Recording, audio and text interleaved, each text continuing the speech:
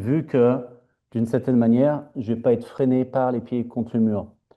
Donc, si vous le faites sans mur, continuez à le faire avec un mur, mais le jour où il n'y en aura pas, admettons, où votre mur est en vitre parce que vous avez une bibliothèque et vous avez des murs et vous avez des livres derrière cette bibliothèque en vitre, admettons, ça peut arriver. Et à ce moment-là, vous allez travailler directement au centre de votre salle. Donc, vous allez vous placer de cette manière et vous allez bloquer,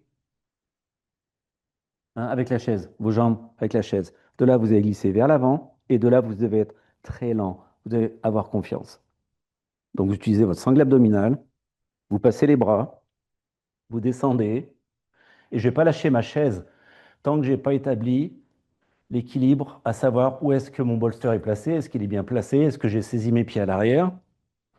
Là, je commence à voir un petit peu où est-ce que je m'en vais, comment je me sens. Donc, les épaules doivent être un peu rentrées, les bras s'allongent, et de là, je vais commencer à lever les jambes.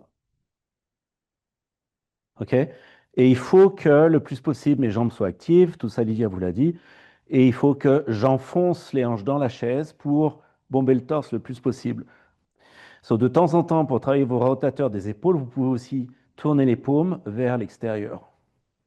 Et ça va ouvrir toute la chaîne musculaire au niveau du muscle de la poitrine et rotateur des épaules. Et vous allez être ici. Donc, quand vous travaillez sans le mur, vous devez allonger constamment les jambes. Admettons, j'ai un mur, je serai ici. Sans le mur, je risque d'être là. Non, il faut que je sois ici. Il faut que je continue de mimer ce qui peut se passer. Donc, les jambes doivent être énormément tendues, le plus possible.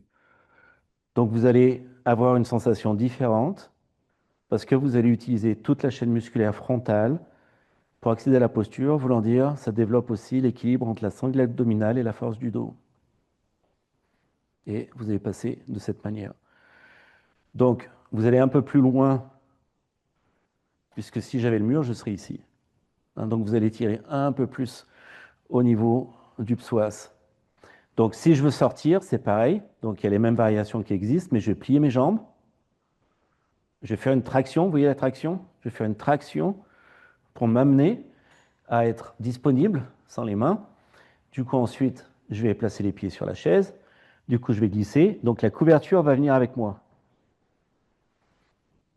Et dégager la nuque. Et les fessiers peuvent légèrement passer de l'autre côté. Donc, quand vous êtes ici, du moment que vos hanches et que l'arche du dos est maintenue, vous pouvez accompagner le geste pour vos rotateurs des épaules. Donc, c'est la même chose, hein, dans les deux cas de figure. Si je vais enlever le bolster, je vais directement au sol, mais là, je ne peux pas passer les rotateurs des épaules. Hein. Vous voyez, mes coudes ne toucheraient même pas le sol. Pour Lydia, c'est différent, c'est disponible, donc la plupart du temps, vous allez être ici. Juste pour que ça soit enregistré, ok, que vous le sachiez.